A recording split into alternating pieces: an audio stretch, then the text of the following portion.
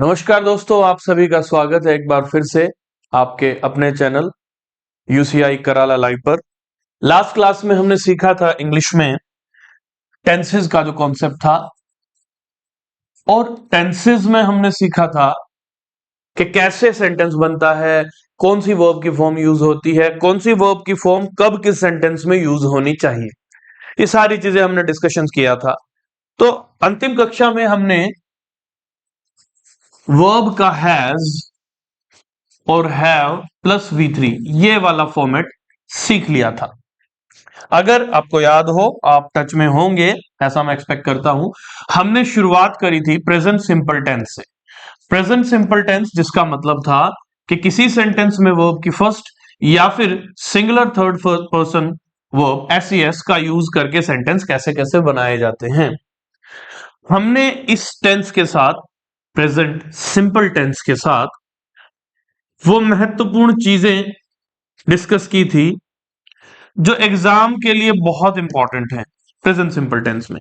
दूसरी जो चीज हमने डिस्कस करी थी, सेकंड जो थी, वो थी कि कब कब कोई भी सेंटेंस फर्स्ट फॉर्म में ना बन करके इज, एम, आर और उनके साथ वर्ब की आईएनजी फॉर्म, फर्स्ट फॉर्म के साथ आईएनजी फॉर्म में बनेगा।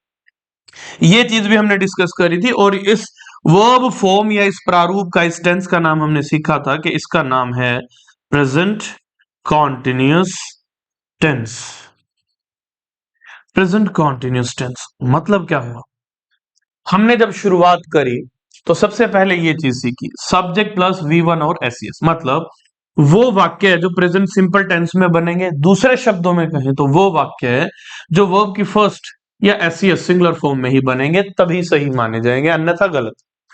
फिर उसके बाद दूसरी चीज हमने सीखी थी, वे वाक्य है जो प्रेजेंट कॉन्टिन्यूस में बनेंगे तो सही माने जाएंगे, अन्यथा गलत माने जाएंगे। अब प्रेजेंट कॉन्टिन्यूस का मतलब क्या है? जब वर्ब आपको इस एमआर में से कोई एक हेल्पिंग वर्ब चुननी पड़े और जो काम, जो क्रिया चल रही है, जो एक्शन चल रहा है, वो आईएनजी में चले, फर्स्ट फॉर्म में ना चले, सेकंड में ना चले, थर्ड और ES में भी, SES में ना चले। तो ये जो फॉर्मेट था ये प्रेजेंट कॉन्टिन्यूस के लिए था। और उसके बाद जो तीसरी चीज हमने सीखी थी वो थी कि हैज और हैव में से कोई एक हेल्पिंग वर्ब और एक्शन, काम, क्रिया फर्स्ट फॉर्म में भी नहीं, आईएनजी में भी नहीं, बल्कि थर्ड फॉर्म में आ जाए। तो ये तीन टेंसेस हमने करे थे। और ये जो टेंस था हमारा हैज V3 का, इसका नाम हमने डिस्कशन किया था, इसके भी हमने सारे पॉइंट सीखे थे।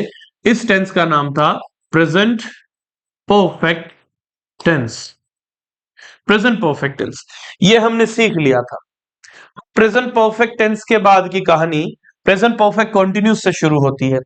लेकिन प्रेजेंट परफेक्ट कंटिन्यूस पे जाने से पहले हमें कुछ एक चीजें सीखनी है, जैसे सिंस और फोर का यूज।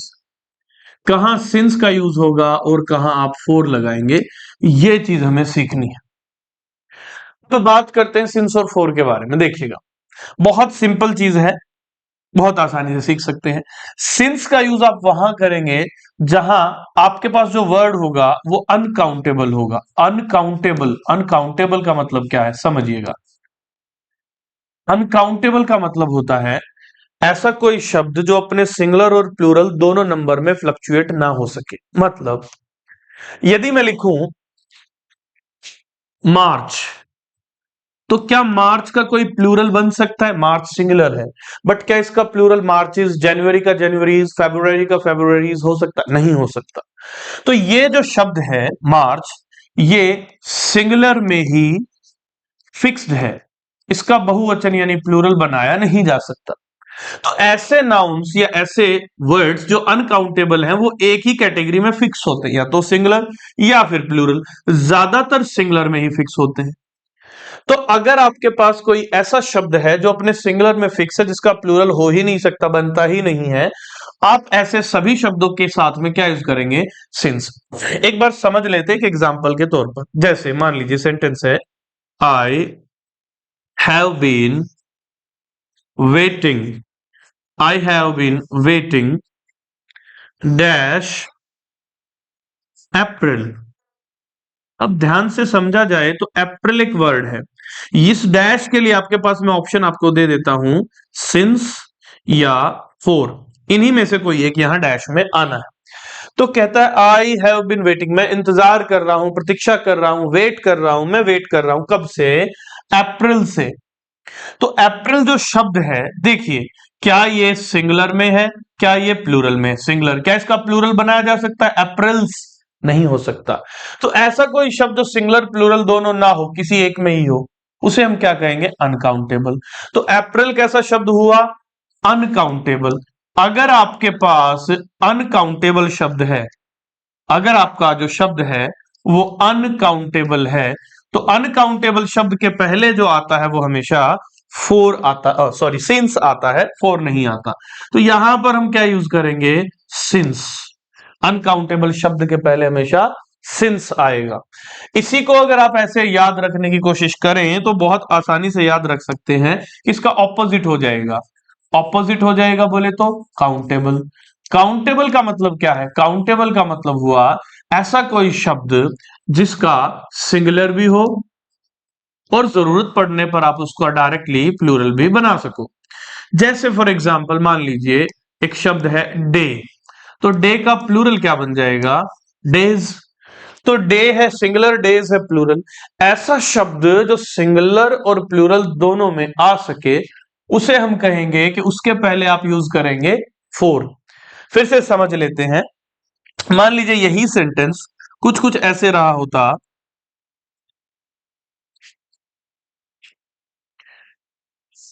मान लीजिए यही सेंटेंस ऐसे है, I have been waiting dash last week.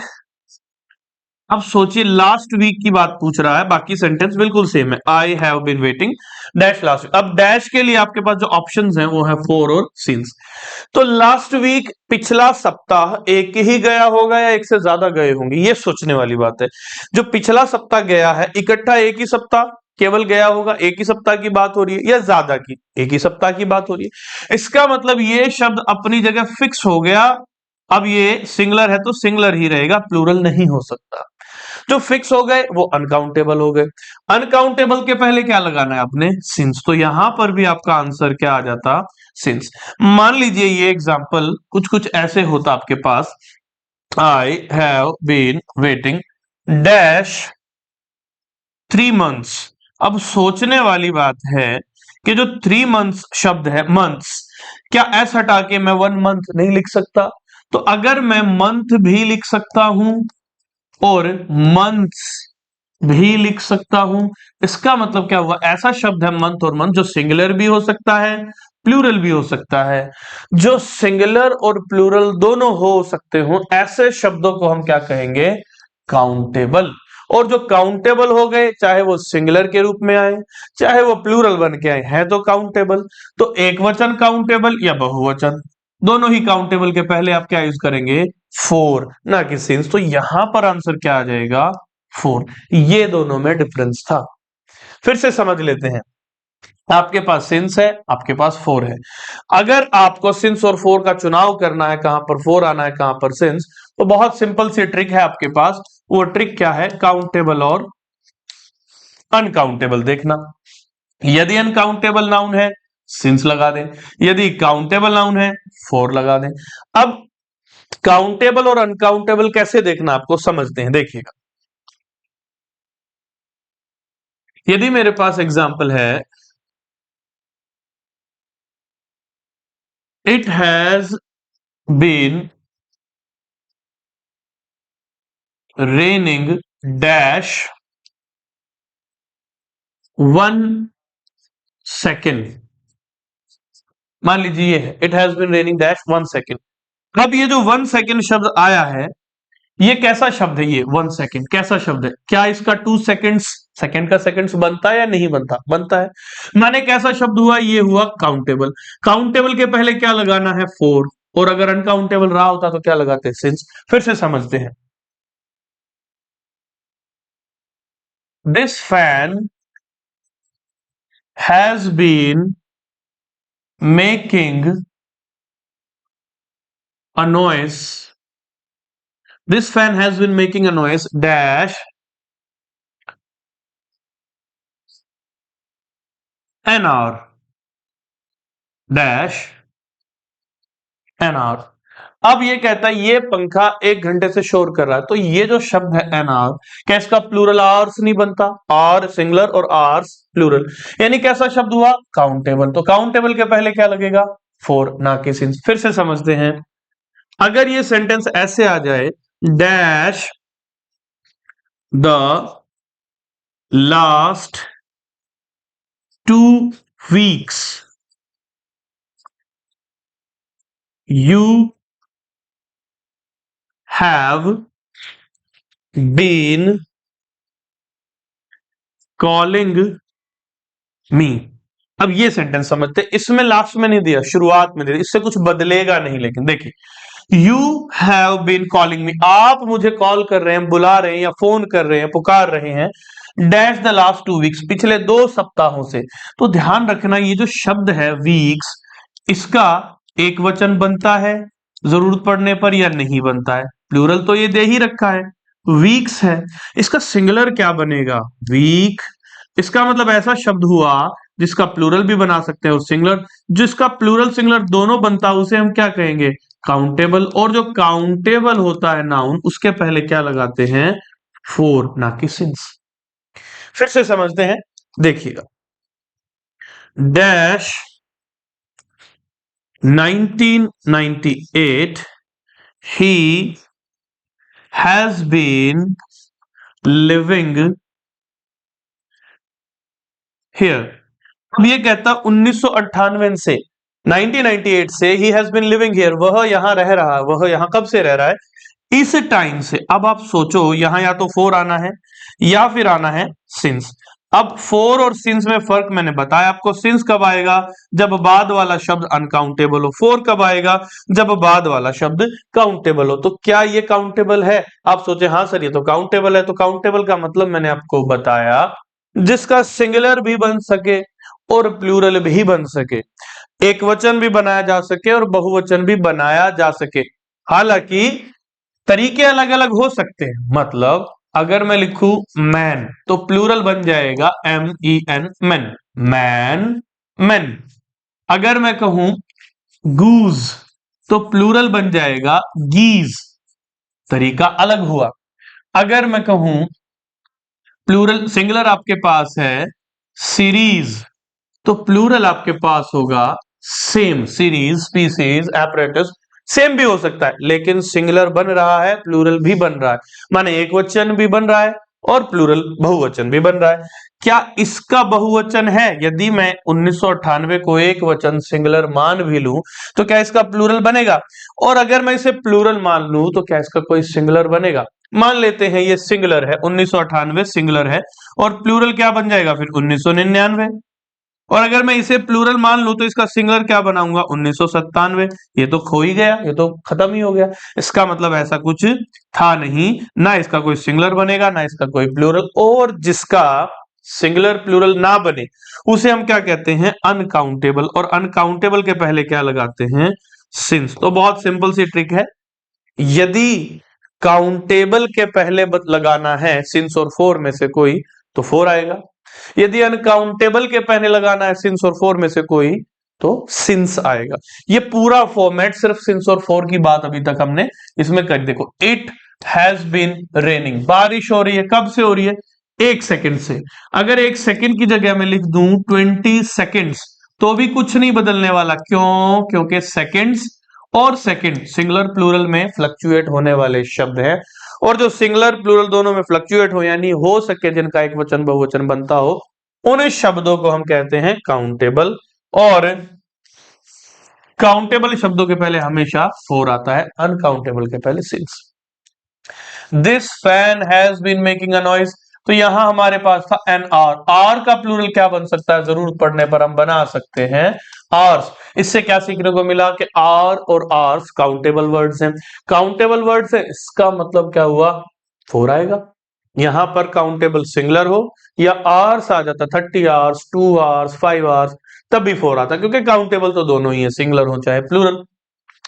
For the last 2 weeks, weeks का वीक भी बनता है, यानी ये भी सिंगुलर प्लूरल दोनों, तो ये भी काउंटेबल। काउंटेबल के पहले फोर। और लास्ट में मैंने आपको बता दिया कि 1998 अनकाउंटेबल शब्द है। तो सीधी सी स्पष्ट सी बात है, अनकाउंटेबल शब्द के साथ आप क्या यूज करते हैं, बेसिकली सिंस। तो मेरे हिसाब से आपको सिंस और फोर का जो फंडा है वो क्लियर हो गया होगा। अब इसको एक बार नोट डाउन कर लेते हैं बहुत ही अच्छे तरीके से कि कब सिंस आना है और कब फोर। अब सिंस और फोर की बात यहां पर हम करते हैं। देखिए, यदि हम कंपेयर करें इनको दोनों को, सिंस और फोर को, तो कंपैरिजन कुछ कुछ ऐसा होगा। पहली बात मैंने आपको बताई दी, जो बहुत ही मुद्दे की बात है, कि अनकाउंटेबल की बात यदि आप करेंगे, अनकाउंटेबल, तो आपका सिंस है ही है। और यदि काउंटेबल की बात आप करेंगे, काउंटेबल जो सिंगुलर प्लूरल बनता हो, तो फोर है ही है। ये तो दो चीजें क्लियर हो ही गई।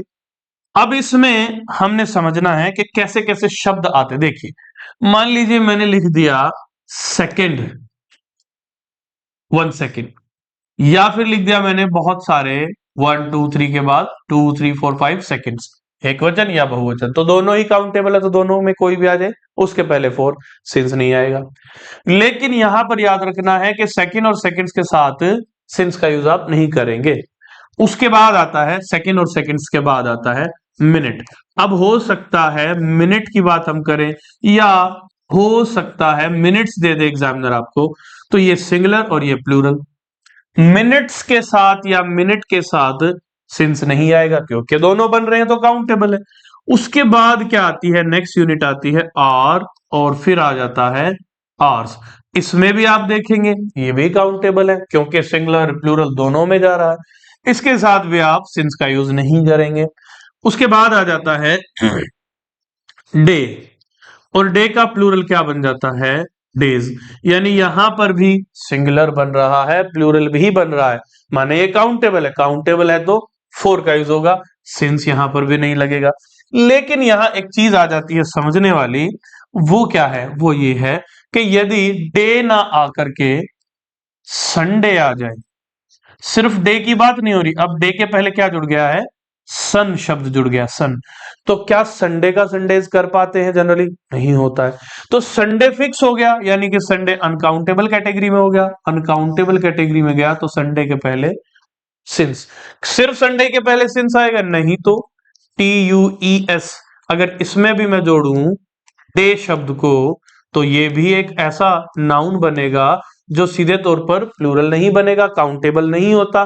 तो संडे, मंडे, ट्यूसडे, जो भी 7 डेज, जो भी 7 डेज के नेम्स हैं, ध्यान रहे 7 दिनों के जो नाम है, सिर्फ उनकी बात चल रही है, उनमें से कोई आता है तो सिंस। सिर्फ 1 day, 2 days, 3 days, many days, so many days, 30 days, 15 days, 50 days, ऐसा कोई आता है सिर्फ डे या डेज, तो फिर फोर है। उसके बाद अगर मान लीजिए बात करें डे और डेज के बाद वीक की, जैसे वीक आ गया और वीक्स आ गया, तो ध्यान रखना है वीक और वीक्स दोनों में ही हमारे पास सिंगुलर प्लूरल है, बन रहा है। तो ये जो शब्द होगा, या तो वीक एक वचन में या फिर वीक्स बहुवचन में, ये अगर आ जाए तो इनके पहले आप फोर का यूज करेंगे। यहां पर इसके साथ कभी नहीं लगेगा सिंस। लेकिन किंतु परंतु यदि मैं बात करूं कि भाई मान लीजिए आपके पास शब्द आ गया लास्ट वीक, सिर्फ लास्ट वीक, तो फिर आप क्या लगाएंगे, सिंस। अब यहां लास्ट वीक को याद रखना है, क्योंकि लास्ट वीक एक पर्टिकुलर वीक बना दिया इन्होंने, एक विशेष सप्ताह, सिर्फ पिछला सप्ताह, तो उस कैटेगरी में आप क्या यूज करेंगे, सिंस। लेकिन सिर्फ 1 week, 2 weeks, 3 week, 15 weeks, some weeks, a few weeks, ऐसा आता है तो काउंटेबल है, तो फोर। इसके बाद आ जाते हैं वीक के बाद आ जाता है मंथ। मंथ प्लूरल क्या बन सकता है, मंथ का मंथ्स। 1 महीना, 2 महीने, 3 महीने, 50 महीने, जो मर्जी हो। सिंगुलर भी है, प्लूरल भी है, यानी काउंटेबल है। जो काउंटेबल है उसके साथ आप क्या यूज कर देंगे, फोर। लेकिन अगर मंथ का नाम आ जाए, मान लीजिए मंथ का नाम आ गया और वो आ गया, कोई भी मंथ का नाम मान लीजिए आ गया है, मे आ गया, तो मे का तो मेज बनता नहीं, ये तो अनकाउंटेबल है। तो मंथ्स नेम अगर मैं बात करूं, अगर मंथ्स नेम की बात करी जाए, तो मंथ्स नेम के पहले क्या आएगा, क्योंकि ये अनकाउंटेबल कैटेगरी है, फिर क्या आएगा, सिंस। केवल मंथ शब्द आ जाए या मंथ्स आ जाए प्लूरल में तो आप सिंस का यूज नहीं करेंगे, फिर आप फोर लगाए क्योंकि काउंटेबल है। लेकिन अगर मंथ का नाम आ गया, अप्रैल, मई, कोई भी, दिसंबर, नवंबर, अक्टूबर, तो फिर आप सिंस के साथ जाएंगे। इसके बाद आ जाता है ईयर। ईयर, अब ईयर का प्लूरल क्या बनता है, ईयर्स। ये भी ध्यान रखने वाली चीज है। यदि आपके पास शब्द है ईयर सिंगुलर, साल, या आपके पास है ईयर्स प्लूरल, 2 साल, 50 साल, 10 साल, 30 साल, ये अगर आते हैं तो दोनों सिंगुलर है, ये प्लूरल काउंटेबल है, चाहे एक वचन में आए ईयर, चाहे बहुवचन में ईयर्स आए, उन्हीं के पहले आप फोर का यूज करेंगे। लेकिन यदि किसी ईयर का नाम आ जाए, जैसे कि मान लीजिए अभी जो साल चल रहा है वो क्या है, 2024, 2024, ये क्या है, ईयर नहीं है, ईयर का नाम है। तो हमें ये भी याद रखना है, नेम ऑफ द ईयर। अगर साल का नाम आ जाए, नेम ऑफ द ईयर अगर आता है, फिर आप यूज करेंगे सिंस। केवल Y E A R, year शब्द या ईयर्स आ जाता है तो आप फोर में जाएं, क्योंकि दोनों शब्द सिंगुलर प्लूरल है, काउंटेबल है। लेकिन यदि 2024, 2019, 2001 कोई भी ऐसा शब्द, कोई भी वर्ड जो अनकाउंटेबल है और ईयर का नेम है, फिक्स्ड है, तो आप उसके साथ सिंस का यूज करेंगे। अब इसके आगे की कहानी बढ़ते हैं। एक बात देखिएगा, सिंस और इधर आ जाएगा हमारा फोर। देखिए, यदि सिंस और फोर में आगे हम सीखें तो ईयर के बाद आ जाता है आपके पास डेकेड। अब डेकेड का मतलब क्या होता है, अ ग्रुप ऑफ 10 ईयर्स, 10 साल का एक ग्रुप। मान लीजिए 2001 से 2010 तक कितने साल हुए, 10। 2001 से 2010 तक 10 साल हो गए। तो या तो आप कह सकते हैं कि 2001 से 2010 तक मैं दिल्ली में रहा, मान लीजिए कोई एग्जांपल है, मैं 2001 से 2010 तक दिल्ली में रहा, या आप कह सकते हैं मैं एक दशक दिल्ली में रहा। कौन सा दशक था, 2001 वाला। तो अ ग्रुप ऑफ 10 ईयर्स को आप डेकेड भी बुला सकते हो। अब डेकेड जो शब्द है, इसका प्लूरल डेकेड्स है, सिंगुलर भी बनता है, सिंगुलर डेकेड और प्लूरल डेकेड्स, यानी सिंगुलर प्लूरल दोनों बन रहा है। जिसका दोनों बने उसे हम क्या कहते हैं, ऐसा नाउन जिसका सिंगुलर प्लूरल दोनों बन सकता है, हम उसे कहते हैं कि भाई ये नाउन जो है ये तो काउंटेबल है। तो काउंटेबल के साथ क्या यूज करते हैं, फोर।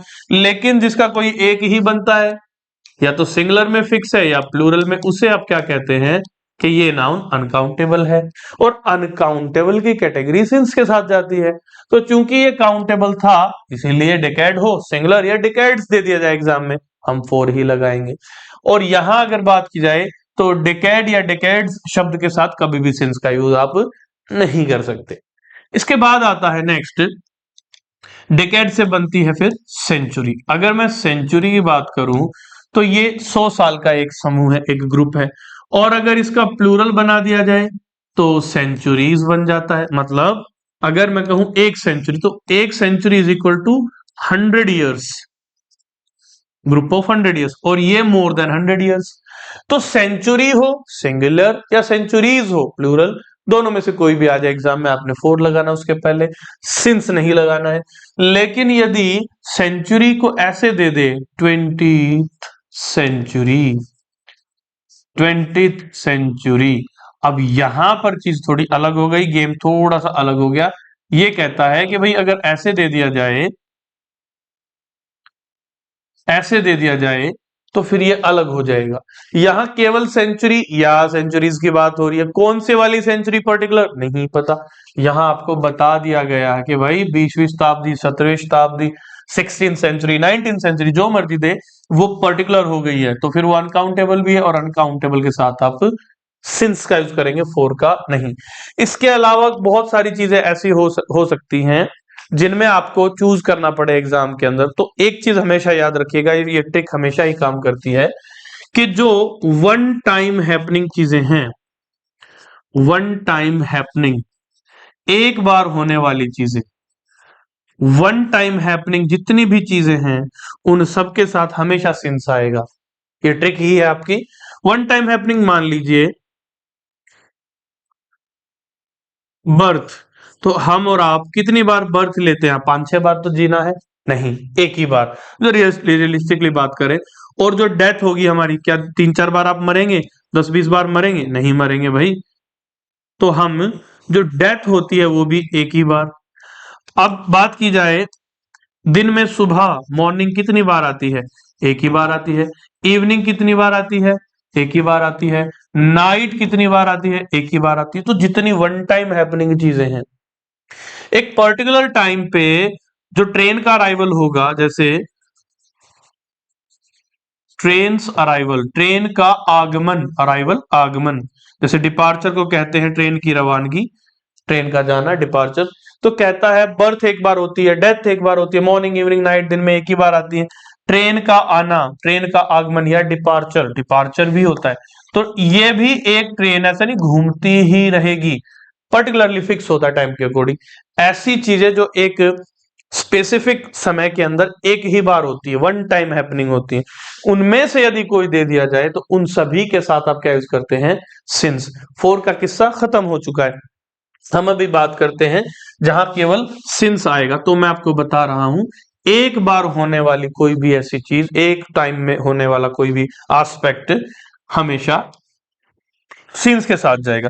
इसमें और भी सिचुएशंस आ सकती हैं आपके पास, जैसे अगर लिख दिया जाए हिज रिजल्ट। अब हो सकता है उसने 10 पेपर दिए, 10 एग्जाम दिए, 10 बार रिजल्ट आया होगा, हो सकता है, लेकिन एक बार तो एक ही रिजल्ट आया होगा। तो कोई भी ऐसी चीज जिसे फिक्स कर दिया जाए सिंगल टाइम हैपनिंग में, ध्यान रखिएगा उसके पहले आप सिंस का ही यूज करेंगे। ऐसे हो गया, जैसे मान लीजिए देयर कंपनी, देयर कंपनीज, या ऐसे कर सकते हैं their companies, their companies inauguration, their companies inauguration. अब कंपनी का इनॉग्रेशन एक ही बार किया होगा उन्होंने, या तो फ्रेंचाइजी आएगी, उसकी ब्रांचेस आएंगी तो बार बार करेंगे, एक बार तो किया होगा। तो कोई भी ऐसी सिचुएशन आ जाए जहां आपको पता लगे कि ये टाइम पे ये काम एक ही बार हुआ, दोबारा नहीं हुआ, और दोबारा हो भी नहीं सकता था बहुत ज्यादा फ्रीक्वेंसी में, तो वहां पर आप क्या यूज कर देंगे? सिंस। वहां फोर का यूज नहीं होगा कहीं भी। तो यहां तक आपको चीजें सिंस और फोर के बारे में मैंने बिल्कुल कंप्लीट बता दी। एग्जाम में आपके पास इतना टाइम नहीं होता कि आप रूल को फॉलो करो। भाई सिंस आएगा डेफिनिट टाइम के लिए और फोर आएगा इनडेफिनिट टाइम के लिए। एग्जाम में जब आप बैठते हैं तो आप बहुत सारे प्रेशर के अंडर होते हो, तो उस उतने सारे प्रेशर के साथ रूल्स को याद करना, उनके हिसाब से डील कर पाना मुश्किल हो जाता है। सीधी स्पष्ट बात आप याद रखेंगे, काउंटेबल है फोर, अनकाउंटेबल है सिंस। जैसा शब्द वैसा ही आप सिंस और फोर का यूज कर देंगे। यहां तक चीजें आपको क्लियर हो गई। अब प्रेजेंट परफेक्ट हमने सीख लिया था। आज हम प्रेजेंट का आखिरी टेंस समाप्त करेंगे जिसका नाम है प्रेजेंट परफेक्ट कॉन्टिन्यूस टेंस। समझते हैं? तो प्रेजेंट का आखिरी टेंस हमारा है प्रेजेंट परफेक्ट कॉन्टिन्यूस टेंस।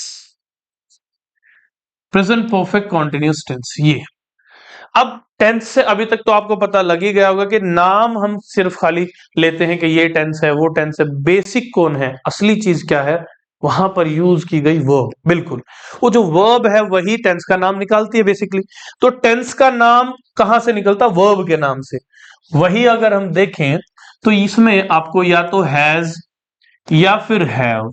अब अगर मैं पूछूं हैज और हैव दोनों में कॉमन क्या है, तो ध्यान से समझिएगा, दोनों में कॉमन है कि दोनों ही क्या बात बताती हैं? प्रेजेंट का। मतलब अगर मैं कहूं she has a car, she has a car, उसके पास एक कार है, तो हैज मतलब है कार थी नहीं है। आई हैव अ हाउस, मेरे पास एक घर है। तो हैज और हैव दोनों क्या बताती है होना, होना बोले तो प्रेजेंट, यानी कि हैज और हैव तो प्रेजेंट बताते हैं।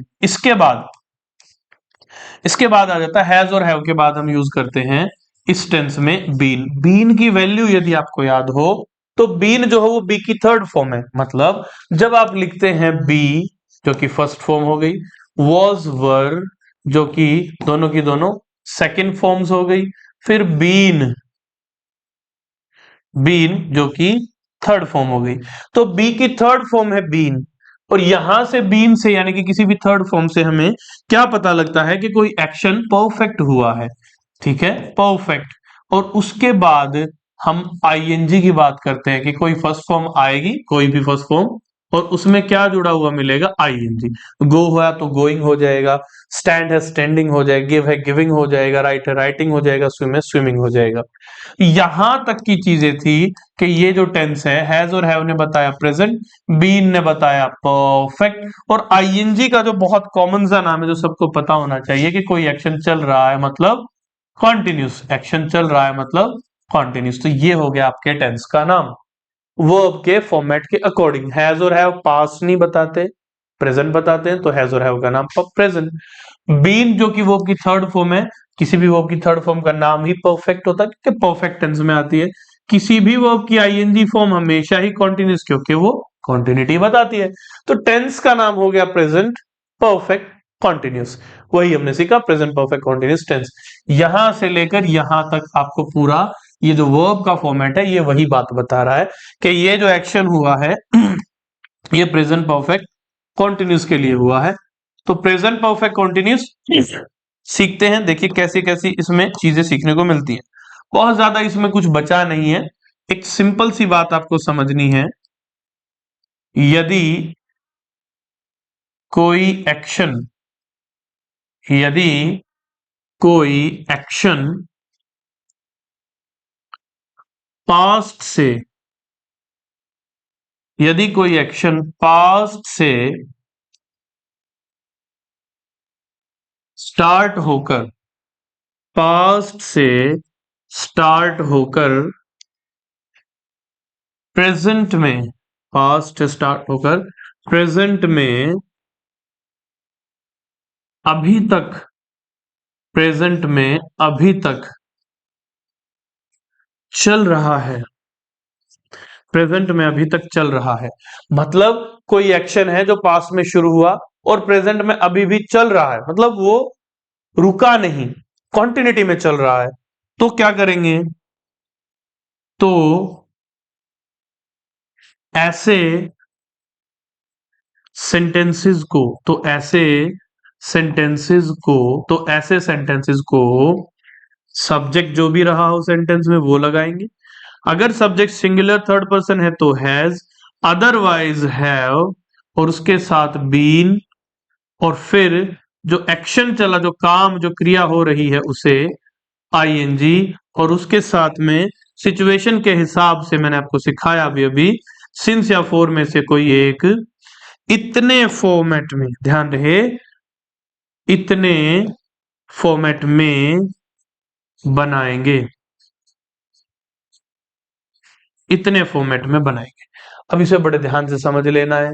कहता है कि यदि कोई एक्शन पास्ट से स्टार्ट हुआ, पास्ट से स्टार्ट हुआ, पास्ट से स्टार्ट होकर प्रेजेंट में अभी तक चल रहा है, अभी तक चल रहा है, तो ऐसे सेंटेंसेस को आप बनाने के लिए सब्जेक्ट जो भी दे रखा है वो, और सिंगुलर सब्जेक्ट थर्ड पर्सन में है तो हैज, नहीं तो हेल्पिंग वर्ब के रूप में हैव, उनके साथ हैज और हैव में से एक चुन करके फिर बीन कंपलसरी, और काम क्रिया जो चल रहा है वो आईएनजी में, साथ में सिंस या फोर आएगा, वो ऑलरेडी मैंने आपको सिखाया है, वो आएगा। ऐसे ही फॉर्मेट में आप सेंटेंस को बनाएंगे। ये जो बात थी इसे समझ लेते हैं एक बार, इसका मतलब क्या है देखिएगा।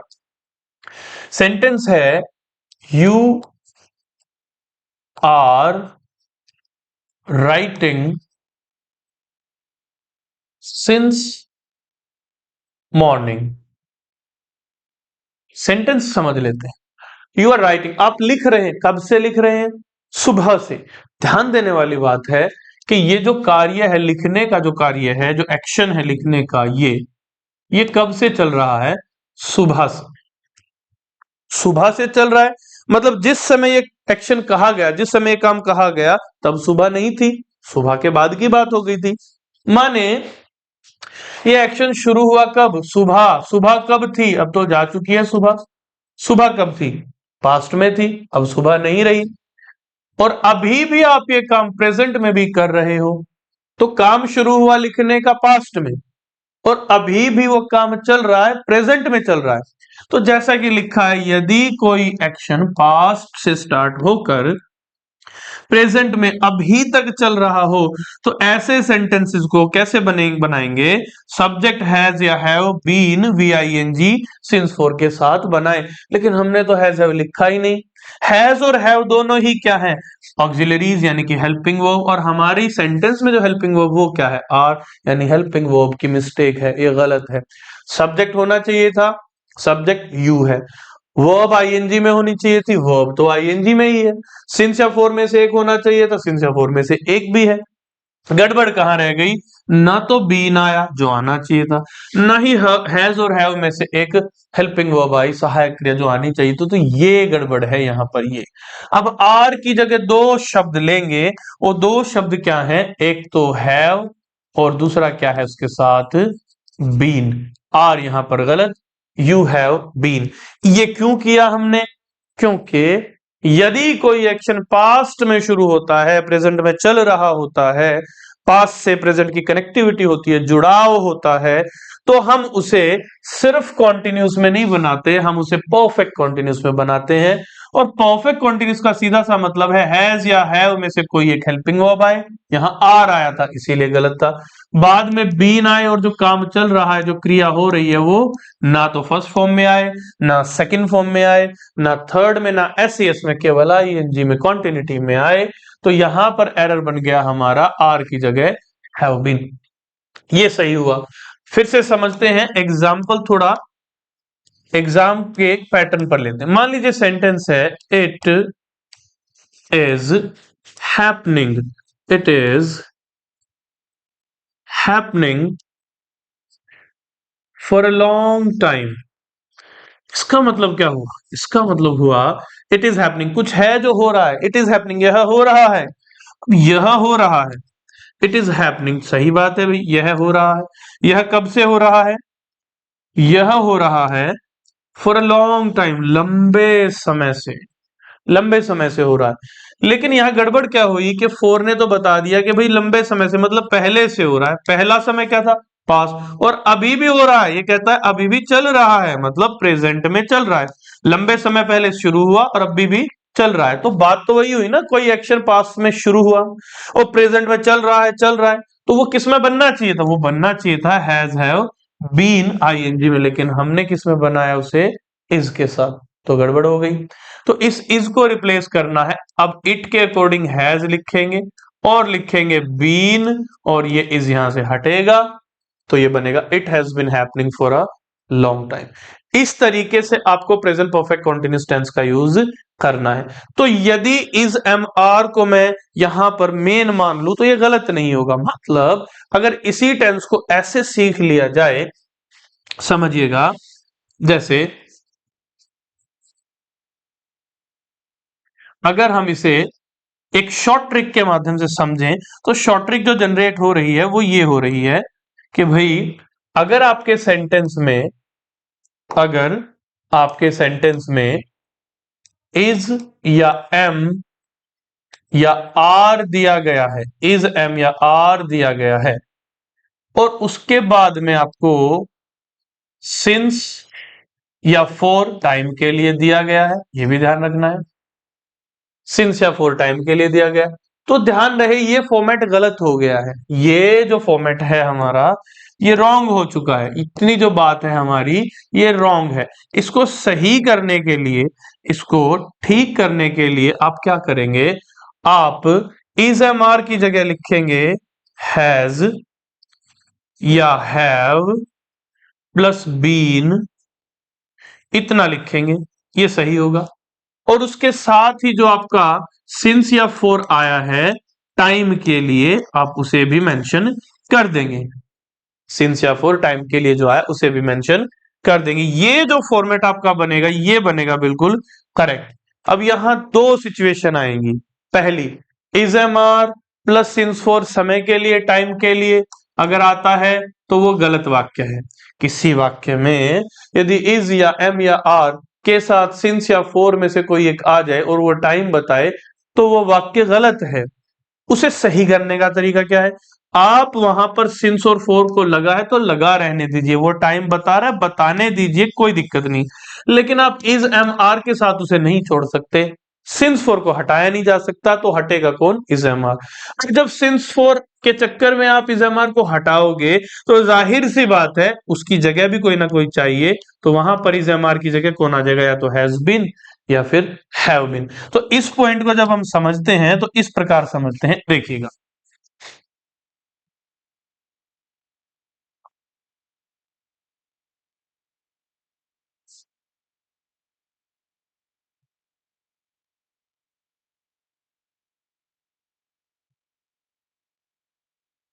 तो इस पॉइंट को आप ऐसे समझ सकते हो, जैसे देखिए, अगर किसी सेंटेंस में अगर किसी सेंटेंस में अगर किसी सेंटेंस में इज अगर किसी सेंटेंस में इज एम आर और उसी में आगे बढ़कर के सिंस या फोर, और ध्यान रहे टाइम के लिए हो। अगर किसी सेंटेंस में ऐसा हो जाए इज या एम या आर में से एक आए, कुछ और शब्द आए, फिर सिंस या फोर में से कोई भी एक टाइम के लिए हो, तो ध्यान रहे ये जो सेंटेंस है ये गलत हो चुका है। इसे सही करने का तरीका क्या है? इसे सही करने का तरीका है कि आप इज एम आर, ये जो इज एम आर है इनके स्थान पर आप हैज या हैव बीन लिख दें। हैज बीन या हैव बीन लिख दें और उसके बाद जो सिंस फोर था उसे चेंज ना करें, वो बिल्कुल ठीक है अपनी जगह। टाइम के लिए जो सिंस फोर आया है वो बिल्कुल ठीक है।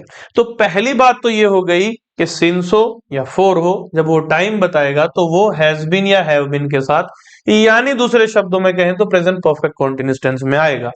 लेकिन सिंस या फोर यदि टाइम बताए तो वो इज एम आर के साथ यानी प्रेजेंट कॉन्टिन्यूअस में नहीं आएगा। तो सीधा सा यहां पर एक फॉर्मूला भी बन जाता है, वो क्या कहता है कि present continuous tense plus since या for. Present continuous tense plus since या फोर गलत है। प्रेजेंट कॉन्टिन्यूअस टेंस से मेरा अभिप्राय है इज एम आर आईएनजी, तो उसके साथ सिंस फॉर टाइम के लिए लगाना सिंस भी और फोर भी गलत है। उसे सही कैसे किया जाए? आप उसे बदल दो किसमें? आप उसे बदल दो प्रेजेंट परफेक्ट कॉन्टिन्यूस में। प्रेजेंट परफेक्ट कॉन्टिन्यूस से मेरा मतलब जहां सिंस फोर भी हो लेकिन इज एम आर ना हो, हैज बीन हैव बीन। तो सीधा सा फॉर्मूला यहां पर बनता है। अब एग्जामिनर कई बार यहां बेवकूफ बनाता है, हमें उल्टा कर देता है सिस्टम को। उल्टा कैसे कर देता है देखिएगा, उल्टा कैसे कर देता है देखिएगा। एग्जाम्पल आ गया, देखिए, it has been making a noise, it has been making a noise for me. अब ये सेंटेंस अगर आप समझ गए तो आप सिंस फोर का पूरा कॉन्सेप्ट समझ जाएंगे। समझिएगा, ये सेंटेंस करेक्ट है या इनकरेक्ट है। देखिए, it has been making a noise for me. अब हमने देखा कि हैज बीन या हैव बीन कोई भी कहां आएगा? जहां सिंस या फोर टाइम के लिए आया, तो इसमें क्या आ गया? फोर आ गया, बिल्कुल सही। हैज बीन हैव बीन में से हैज बीन आ गया, बिल्कुल सही। नहीं, वाक्य गलत है। कारण इज एम आर के साथ सिंस फोर नहीं आ सकता टाइम के लिए। हैज बिन हैव बिन के साथ सिंस फोर आएगा हमेशा टाइम के लिए। ये जो हैज बिन के साथ फोर आया, क्या इसने कोई टाइम बताया? नहीं बताया, इसीलिए सेंटेंस गलत है। अब इसे सही करने का तरीका क्या है? आप इस हैज बिन को वापस से इज एम या आर में छेड़ो, चेंज कर दो। It is making a noise. फिर से समझ लीजिए, जब हम बात करते हैं इज एम और आर की, तो इसके साथ सिंस या फोर टाइम के लिए नहीं आ सकता। ये मैं नहीं कह रहा कि आ ही नहीं सकता, टाइम के लिए नहीं आ सकता। यहां मैं कह रहा हूं कि it has been, have been के साथ सिंस फॉर आएगा, लेकिन सिर्फ और सिर्फ टाइम के लिए आएगा। क्या ये वाला फॉर टाइम बता रहा था? नहीं। तो यहां एग्जामिनर हमें बेवकूफ बना जाता है। आपको बड़े ध्यान से समझना होता है कि ये जो इज एम आर है, इसमें सिंस और फॉर आए और वो भी टाइम के लिए आए, तब सेंटेंस गलत होगा। तब आप उसे इज एम आर को चेंज करोगे किसमें? हैज बीन और हैव बीन में, तब बदलाव आएंगे, अदरवाइज बदलाव नहीं आएंगे। तो यहां यह वाक्य गलत था। तो याद रखना है, सुई की रिक्वायरमेंट सुई से पूरी होती है और तलवार की जो रिक्वायरमेंट है, स्वॉर्ड की जो रिक्वायरमेंट है, वो स्वॉर्ड से पूरी हो जाती है। यदि आप ऐसे ही इसे रट लोगे कि भाई हैज बिन हैव बिन के साथ सिंस फॉर आएगा ही आएगा, आएगा ही आएगा, गलत बात। ऐसे रट लोगे कि अगर इज एम आर सेंटेंस में आए हैं, इज एम या आर आए हैं और वहां पर सिंस फॉर आ ही नहीं सकता, तो भी बात गलत है। बिल्कुल ऐसे समझ लीजिए कि इट इज हैपनिंग, अगर ये सेंटेंस है इट इज हैपनिंग और दूसरी तरफ ये सेंटेंस है it has been happening, it has been happening, तो इट इज हैपनिंग में जो फोर या सिंस आएगा वो टाइम नहीं बताएगा। इट हैज बीन हैपनिंग में जो फोर या सिंस आएगा वो टाइम हमेशा बताएगा। दोनों में चेंज बस यही है, अगर वाक्य इज एम आर में बना है और उस वाक्य में सिंस या फोर आएगा तो वो टाइम नहीं बताएगा। यदि इज एम आर में वाक्य आया है और सिंस फोर भी है और वो टाइम भी बता रहा है तो वाक्य गलत है। इज एम आर के साथ आने वाला सिंस फोर टाइम ना बताने वाला होना चाहिए। हैज बीन हैव बीन के साथ आया हुआ सिंस फोर समय टाइम बताने वाला होना चाहिए, तब सही होगा, अदरवाइज गलत हो जाएगा। यहां तक आपने ध्यान इसको रखना है। अगर क्वेश्चन मूव होगा तो इन दोनों में से ही एक सिचुएशन पे मूव होता है, बाकी किसी सिचुएशन पे मूव, जैसे कि यहां मैंने आपको बताया, ये चेंज नहीं होगा। अगर शुरुआत से ही यहां इज होता, ध्यान दो, it is making a noise for me, तो ये सेंटेंस सही होता। क्यों? क्योंकि इज या एम या आर के साथ जो सिंस या फॉर आता है वो टाइम नहीं बताता और ये ऑलरेडी टाइम बता भी नहीं रहा। 1 घंटे से, 1 मिनट से, 2 दिन से, 10 साल से, कुछ भी तो नहीं बता रहा। तो ये कह रहा है it is making a noise for me, मेरे लिए यह शोर कर रहा है, कोई वस्तु है जो मुझे परेशान कर रही है, मेरे लिए शोर का कारण बन रही है। तो यहां इज एम आर आया, ये बिल्कुल ठीक था, क्योंकि ये वाला जो फोर था इसने टाइम डिनोट नहीं किया। ये फिर से मैं कह रहा हूं, यहां पर ध्यान देना, यदि मैं इस सेंटेंस को हैज बीन में लिखूंगा तो ये जो फोर होता ये टाइम वाला होना चाहिए था, क्योंकि ये टाइम नहीं बता रहा था, इसीलिए मैं इसे हैज बीन या हैव बीन के साथ भेज नहीं सकता। कारण सिर्फ इतना सा ही है। तो सेंटेंस का कौन सा हिस्सा गलत होगा, ध्यान दीजिएगा, ये हैज बीन हैव बीन वाला हिस्सा गलत माना जाएगा। यदि मैं यहां पर हैज बीन लिख दूं और फिर मैं ये वाला फोर जो टाइम बता ही नहीं रहा, जो टाइम बता ही नहीं रहा, इसको लिखूं तो ये वाला हिस्सा गलत है, इसी में चेंज होगा। यदि ये बी पार्ट है तो आपका आंसर बी हो जाएगा, यदि ये ए पार्ट है तो आपका आंसर हो जाएगा पार्ट ए। यहां तक का जो सिस्टम है ये सिर्फ इसी एक पॉइंट पर चलता रहेगा।